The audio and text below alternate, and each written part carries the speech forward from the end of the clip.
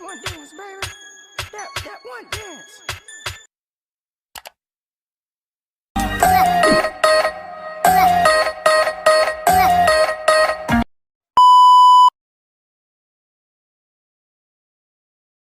Good day everyone! So, ang ituturo ko naman po sa inyo is kung paano po mag-send ng documents to Messenger.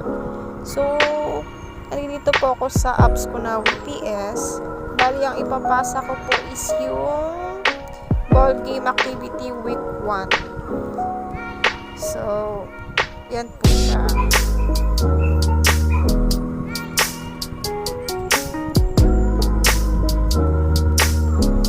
Bali po, punta tayo sa browser.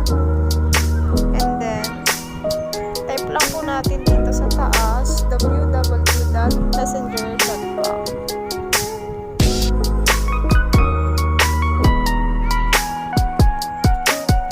So, bali, ito na po. Nalilito na tayo sa account natin na Messenger. So, hanapin po natin yung papasahan natin na documents. So, ito po. Bali, punta po kayo sa browser, dapat po is naka-desktop site po para kapag tinignan nyo siya parang naka-desktop or computer ang setup po niya. So, punta po tayo dito sa may image. May mababasa po kayo dito, camera, video record, or files. So, punta tayo sa files. And then, waiting po natin yung documents na labas. So, ito po yung linalaman ng aking cellphone. Pwede tayo magpunta ng WPS or itong SD card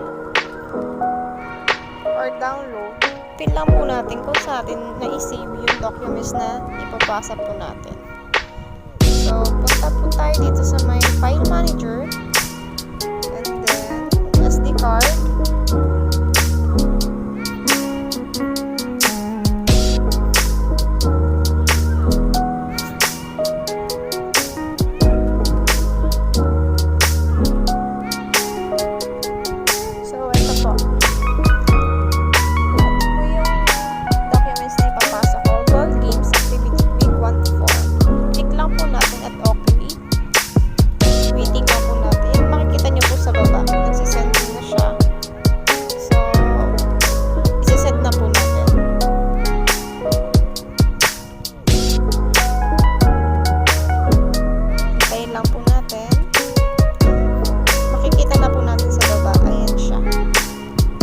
Ipasa na po natin siya na maayos.